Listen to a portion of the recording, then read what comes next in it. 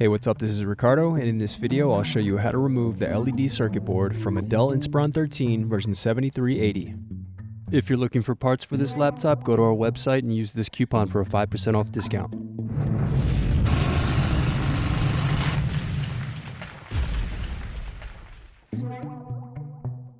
Unscrew and remove bottom base.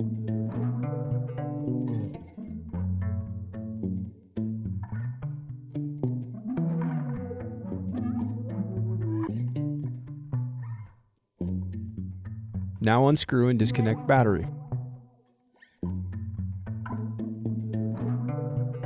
Now disconnect and remove LED circuit board. Thanks for watching. Don't forget to like and subscribe if you enjoyed this video.